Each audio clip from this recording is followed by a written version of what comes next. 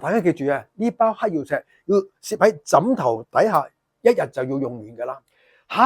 你買咗條水晶手鏈，唔知叫咩名，又唔識用添啊，都叫你唔好見到靚就亂買噶啦。唔緊要，攞上嚟俾 Peter Sir， 我感受下能量，跟住我會教埋你點樣用啊。民間咧咁多年咧，我哋由細到大都已經聽唔少噶啦，就係年廿八洗邋遢，因為你唔清洗咗咧，好啦，嗰啲能量嘅負能量仍然會黐住喺我哋身上喎，咁我哋行唔到大運噶。嗱，大家要記住啊，唔單止咁講啊，財神爺亦都中意點啊，乾乾淨淨嘅地方。如果你話哇好多雜物啦儲存喺度啦，財神爺點會嚟你屋企咧？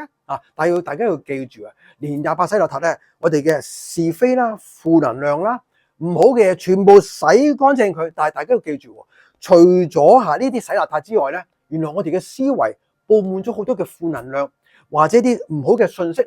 我哋會收埋好多喺個潛意識嗰度。Peter Sir 今日教大家點樣嗰啲思維都可以好乾淨好正咧。而家我準備就俾一個枕頭啦。好啦，你將一包黑曜石碎放喺枕頭個底下枕頭底下。好啦，亦都喺年廿八嗰陣時咧瞓覺用。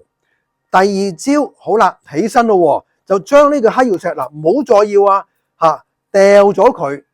基本上咧我哋清洗咗啲唔好嘅能量啦，同埋嗰啲雜念唔好嘅思維全部一乾二淨啦。咁你新嘅一年咧，包你行大運，好順利噶啦。